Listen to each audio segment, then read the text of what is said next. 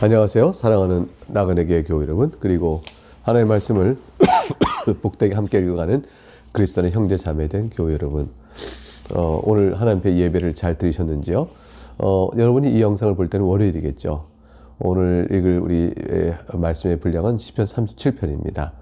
이 주의 말씀에 의지하여 또 한 주를 새롭게 힘있게 시작할 수 있는 여러분 될 수 있기를 주의 이름으로 축복합니다. 의인이 할지라도 예수 그리스도 안에 있는 하나님의 용서받은 자녀들도 악인들과 함께 더불어 이 세상을 살아갑니다. 어떻게 이 악한 세상을 살아낼 것인가? 오늘 시편 37편에서 다윗은 하나님의 교훈을 우리에게 알려줍니다. 요점은 악인을 불평하지 말라는 것이죠. 그리고 의인의 삶은 하나님께서 궁극적으로 보호해 주실 것이고 복을 주실 것이라는 말씀을 주시면서 확신하라고 말합니다. 모든 결과를 일시적인 관점에서 보게 되면 악인의 형통함과 성공을 보고 의인할지라도 불평할 수 있겠지만 종말론적 관점에서 볼 것을 권면하며 오늘의 신앙생활을 힘있게 살아갈 것을 또 권면하고 찬송하는 말씀이 오늘 37편에 있습니다. 이런 취지를 담은 37편은 1절부터 8절 시작하는 단락 속에서 행악자들의 악행 때문에 불평하지 말고 또한 시기하지 말라고 권면한 내용을 담고 있습니다. 1절이 바로 이제 그 말씀부터 시작해요. 악을 행하는 자들 때문에 불평하지 말며 불의를 행하는 자들을 시기하지 말지어다. 악행에 대하여 불평한다는 것은 꼭 감정적으로 격한 상태로 격노하거나 분노를 내는 것입니다. 어떻게 악인들이 저럴 수 있는가? 저렇게 형통할 수 있는가? 견딜 수 없다. 이렇게 이제 불평하는 것 상태죠. 시기하지 말라는 것은 부러워하지 말라는 겁니다. 더 나아가서 악인들이 이루어진 성공과 형통함을 보고 번영을 보고 번영과 성공에 눈을 두니까 그렇게 부러울 수밖에 없는 거죠. 그런 시기의 마음, 질투하는 마음을 갖지 말라는 것입니다. 비록 우리의 마음이 하나님께 있으면 그것으로 악인들의 성공과 번영을 지켜보면서 하나님이 저들의 악행을 어떻게 다스릴 것인가를 보면 되는 것이지, 우리 마음을 만일 저들이 이뤄낸 어떤 성공이나 번영 그 자체에 우리가 마음이 있다면 악인들을 부러워하고 악인들을 경노하고 또 시기하고 질투하게 되어집니다. 그것은 하나님을 향한 자신의 신앙에 해가 되어지고 죄를 범하게 된 일이 있게 되어지죠. 그러니까 이러한 경우가 있다 할지라도 불평하지 말고 시기하지 말라고 하나님께서 말씀 주는 까닭은 2절에 그들이 풀과 같이 속히 배임을 당할 것이며 푸른 채소같이 쇠잔할 것이미로다. 일시적이라는 것입니다.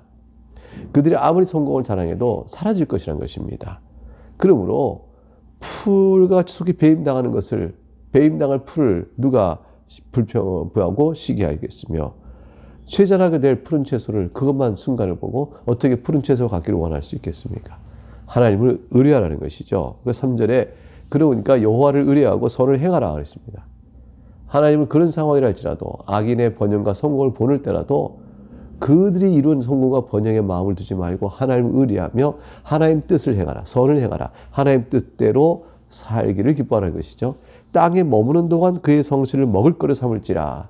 의지하고 내 힘을 얻을 것, 그게 먹거리에서 오는데 성실을, 하나님의 성실함을 의지하여 그렇게 의지하고 살라는 뜻이 되어지죠. 땅에 머무는 동안이라는 것은 이 땅에 사는 동안 하나님께서 내게 주신 분깃이 있어요.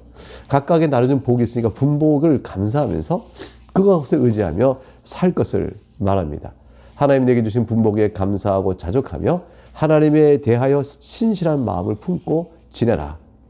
또한 4절에 그렇게 할 뿐더러 더 나아가 하나님을 기뻐하라고 말합니다. 그가 네 마음의 소원을 네게 이루어 주시리로다.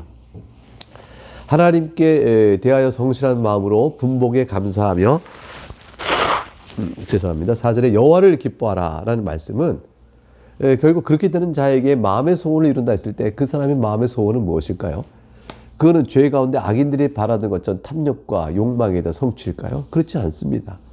결국 하나님을 사랑하고 기뻐하는 자의 마음의 소원은 하나님 나라의 의의 다스림이죠. 그러니까 내 안에 주의 말씀의 뜻이 이루어지고 주로 인해서 주님의 교훈을 위해서 기뻐하고 또 그 일이 사회적 공의로 나타나서 악인들을 또 멸하시는 그런 하나님 나라의 통치가 있기를 바라는 소원을 갖지 않겠어요? 그 소원이 이루어질 거라고 말씀합니다.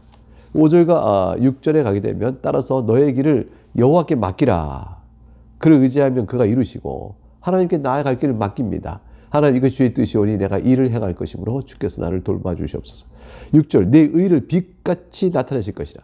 우리가 하나님께 나아갈 길을 맡기고 내 소욕과 사욕을 누르고 주의 교훈을 따라가게 되면 하나님께서 그 내가 하는 길을 이루시고 내 의를 빛같이 나타내시며 내 공의를 정오의 빛같이 나타내실 것이라. 이 종말론적 관점에서 하나님이 반드시 약속하실 영원한 것들이죠. 이것들은 속히 배임당하는 풀과 푸른 채소가 아니 쇠자랄 푸른 채소가 아닙니다. 7절에서도 같은 교훈을 반복하고 있죠. 7절 전반절에 여호와 앞에 잠잠하고 참고 기다리라. 참고 잠잠히 기다리라. 격노하지 말고 질투하지 말고 참고 기다리라. 그렇게 되면 7절 하반절에 다시 앞에서 말했던 내용을 1절의 내용을 반복합니다. 자기 길이 형통하며 악한 꾀를 이루는 자 때문에 즉 악을 행하는 자들 때문에 이런 것이죠. 1절의 말씀에 비춰보면 불평하지 말지어다. 1절에 그들 하신 말씀의 교훈 있잖아요. 그리고 8절에 분을 그치고 노를 버리며 불평하지 말라. 1절의 교훈을 다시 반복하고 오히려 악을 만들 뿐이라. 이것이 주의할 점입니다. 우리가 악인들의 형통과 성공에 대해서 불평하고 원망하고 격해지면 결국 우리 스스로 또한 악을 만들게 되고 우리도 넘어지게 되어집니다. 하나님을 의뢰하라는 것이에요. 잠잠히 참고 기다려고 말씀합니다. 자, 악인과 의인들의 삶은 근본적으로 차이가 납니다. 하나님께서 반드시 다루실 것이기 때문에 의인과 악인들의 삶은 근본적으로 대조를 이루게 되어집니다. 이제 그것이 9절부터 26절에 길게 제시되어 있어요. 우리는 이와 같은 말씀의 뜻들을 좀 길게 그 말씀을 한 절 한 절 읽으면서 어렵지 않습니다. 그 대조적인 표현 속에 담아있는 내용들을 한번 살펴보도록 하죠. 9절 진실로 악을 행하는 자들은 끊어질 것이냐 여호와를 소망하는 자는 땅을 차지하리로다 했어요. 어떻게 다릅니까? 끊어진다는 것이에요. 영원 멸망일 것이지만 여호와를 소망하는 땅을 차지한다. 하나님 나라에서 국권이 예비되어진 영원한 기업을 상속받고 산다는 것이죠. 그러니까 10절에 잠깐 지나면 악을 행하는 자들은 없어질 것입니다. 내가 그것을 자세히 살필지라도 없을 거래다. 아무리 살펴봐도 없어요. 완전히 하나님께서 샅샅이 그들을 멸망시키기 때문에 파멸하게 될 거기 때문에 흔적이 없다. 이것은 이제 악인들이 나중에 영원한 심판을 받을 때 그들을 자랑했던 모든 성공과 번영의 흔적이 완전히 없어진다는 것이죠. 이 계시록에 보면 그들이 자랑했던 모든 성공과 물질의 번영이 다 없어진 것을 우리가 알 수가 있죠. 11절 그러나 5년 자들은 땅을 차지하며 풍성합평으로 즐거워하리로다. 땅을 차지하는 것은 뭐예요? 영원한 하나님 나라의 기업을 물려받는 것이죠. 풍성합평 하나님과의 화목한 관계 속에서 주의 두려웠고 이제 영광의 빛 가운데서 그 즐거운 찬송 가운데 살게 될 것을 말씀합니다. 12절 볼까요? 악인과 또 비교가 나옵니다. 악인이 의치기를 꾀하고 그를 향해 그의 일을 가는도다. 과연 어떻게 될까요? 악인이 이렇게 하면 꾀가 도모가 성공할까요? 13절 그러나 주께서 그를 비웃으시니 그의 날이 다가올 것입니다. 하나님께 정하신 그들의 멸망의 날이 다가올 것을 보시고 하나님께서는 그들이 꾀를 도모하고 일을 가는 걸 보고 비웃으십니다. 14절 악인이 비록 칼을 빼고 활을 당겨 가난하고 궁핍한 자 하나님을 경외하는 자 겸비한 자를 엎드러뜨리고 행위가 정직한 자 하나님을 경외하는 자죠. 죽이고자 하나 그들이 도모가 성공할까요? 15절 주님께서 비웃었다고 하셨어요. 15절 그들의 칼이 오히려 그들의 양심을 찌를 것이고 그들의 활은 부러지고 말 것입니다. 하나님께서 의인을 보호하실 것이죠. 16절 그러므로 의인과 악인을 비교할 때 의인은 소유가 적다 하더라도 악인이 풍부하다 하더라도 누가 더 나은가? 의인의 적은 소유가 악인의 풍부보다 더 낫습니다. 여러분 어떻습니까? 하나님과 가까이 지내며 적은 소유를 만족하시겠습니까? 아니면 하나님부터 대적하고 원수가 되어지며 악인의 풍요함을 자랑하고 그것에 마음을 두고 그것을 따라가길 원하십니까? 예수 안에 있는 사람들은 절대로 세상의 풍요로움을 갖고 있는 악인, 그 악인의 성공과 번영은 일시적인 것이고 그조차 도모하는 모든 일이 다 하나님의 심판에 있을 것인데 그 길을 따라갈 수가 없는 것이죠. 마귀는 그 길을 따라가라고 우리를 부추기겠죠. 그럼 우리는 비록 적은 소유를 할지라도 세상에서 작은 자라 일컬어만다 할지라도 우리는 여호와의 길을 따라갑니다. 17절 악인의 팔은 부러질 것입니다. 그러나 의인은 여호와께서 붙들어 주십니다. 이 여호와께서 붙드시는 말이 계속 나와요. 내용을 살펴보죠. 18절 여호와께서 온전한 자의 날을 아시나니 그들의 기업은 영원하리로다. 왜 그럴까요? 여호와께서 붙들어 주시니까요. 19절 그들은 환난 때 부끄러움을 당하지 아니하며 기근의 날에도 풍족할 것이나 왜 그럴까요? 여호와께서 붙들어 주시니까요. 그러나 악인의 팔을 부러뜨리는 하나님의 심판 앞에서 20절 악인들은 멸망할 것입니다. 여호와의 원수들은 어린 양의 기름같이 타서 연기가 되어 없어질 것입니다. 파멸되는 것이죠. 아무리 찾고 자세히 살필지라도 없으리로다. 10절에서 말씀했던 내용 똑같죠. 21절 악인은 얼마 꾸고도 갚지 아니해요. 탐욕이 강하여 남의 것을 비고도 갚지 않을 만큼 불의한 자들입니다. 그래서 의인은 도리어 자기 것을 은혜를 베풀고 주는 자들입니다. 자기의 손해를 불구하고 베풀어주는 은혜를 베푸는 자들이 의인이라. 22절 주의 복을 받은 자들은 땅을 차지하고 계속 기업으로 땅을 이어받는 거죠. 땅을 차지 하나님의 분복을 받아 하나님의 앞에서 영원한 기업을 받고 사는 자들이 주의 저주를 받으면 끊어질 것입니다. 있을 곳이 없는 거죠. 23절 여호와께서 사람의 걸음을 정하시고 그의 길을 기뻐하시나니 우리가 살아가는 모든 길을 다 정하셨는데 그중에 의인의 길도 어떠실까요? 하나님 돌보시죠. 그래서 넘어지나 아주 엎드리지 아니하면 여호와께서 그의 손을 붙드심이로다. 이게 의인이 갖고 있는 영광이에요. 참 감사해요. 의인이 할지라도 넘어질 수 있고요. 또 실족할 수 있죠. 그러나 아주 엎드리지 않습니다. 하나님 그를 붙들어 세우시죠. 그게 의인을 향한 하나님의 지극한 사랑입니다. 25절 내가 어려서부터 늙기까지 의인이 버림을 당하거나 그의 자식이 걸식을 보지 못하였도다.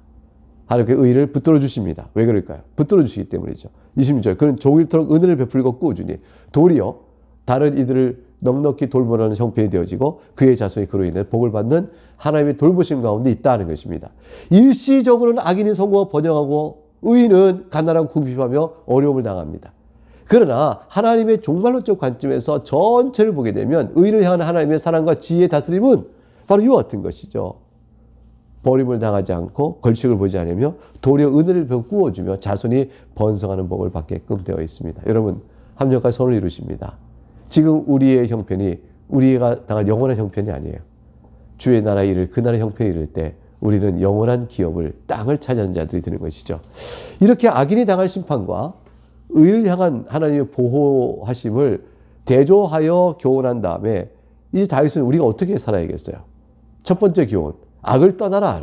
그 선을 행하라. 이렇게 말해줍니다. 27에서 33절까지의 대목입니다. 살펴볼까요? 악에서 떠나 선을 행하라.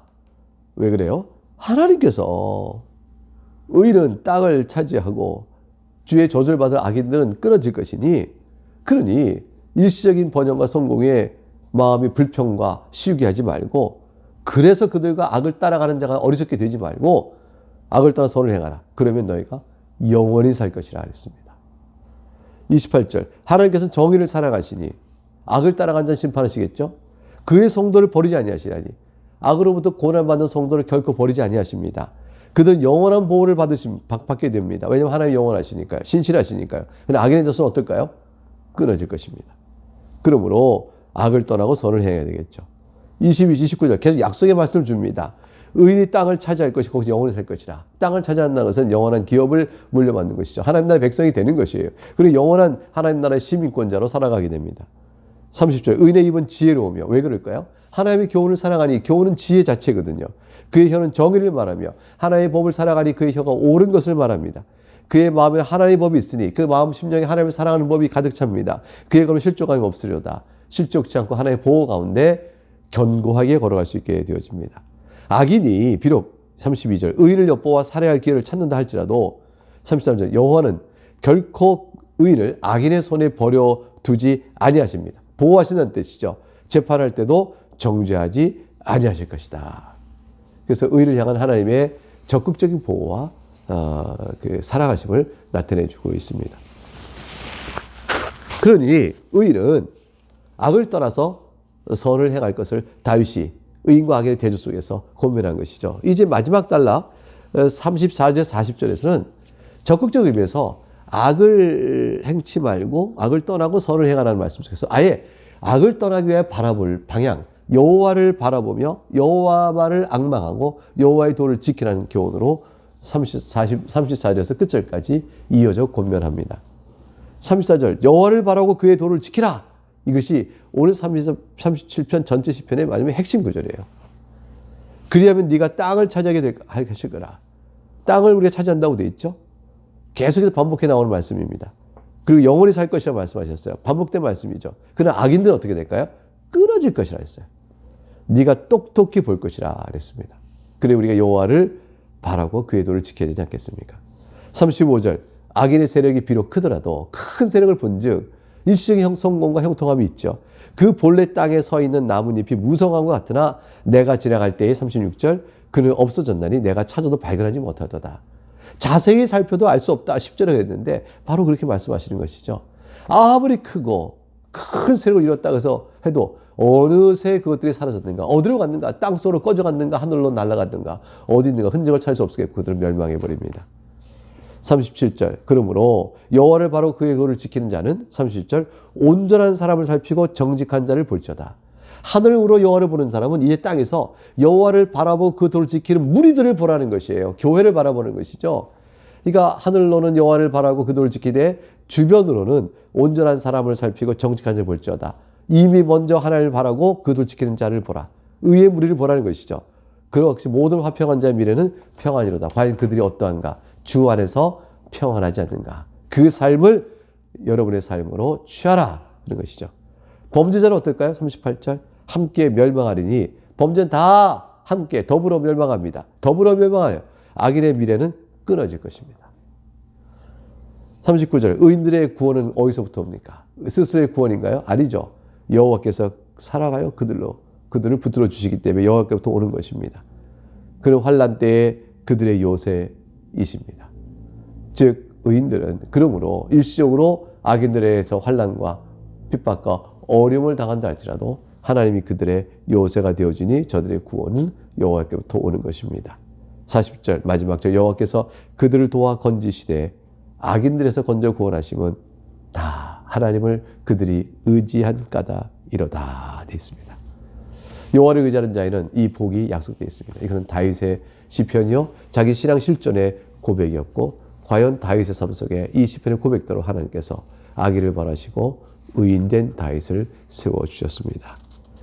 지금까지 살핀 시편 37편은 우리로 하여금 하나님의 지혜를 믿을 것을 고면하죠. 하나님의 성실함을 믿을 것을 고면합니다. 그리고 종말론적 비전을 보라는 것이죠. 멀리 내다보는 겁니다. 그리고 불의한 현재 현실 가운데 마음 불평하고 시기하고 넘어지지 말라고 말씀합니다. 오히려 이 악인이 오히려 성공하고 번영하는 이런 불의한 현실을 보더라도 이 부조리 가운데도 하나님의 지혜와 성실함을 믿고 종말론적 관점에서 신앙의 인내를 가지고 소망 가운데 살라는 것이죠. 영원한 기업을 내게 주실 것 그것을 믿고 살아가는 것입니다. 그래서 의인은 이 악한 세상 속에도 불의한 세상에도 평안한 가운데서 영원히 살 소망 가운데 신앙의 길을 인내하며 나가는 것입니다. 여러분 이 말씀으로 여러분이 오늘 처하신 삶의 자리 속에서 힘내어 사시기 바랍니다. 얼마나 남은 인생이겠습니까? 이 긴 역사 속에서 우리 인생은 고작해야 70, 80이라 주께서 말씀하지 않으셨습니까? 우리 남은 인생길이 얼마이든지 또 살아갈 일은 또 장과여 고통스러울 때는 하루도 긴 시간이겠지만 그러나 돌아보면 지나간 세월들일 것입니다.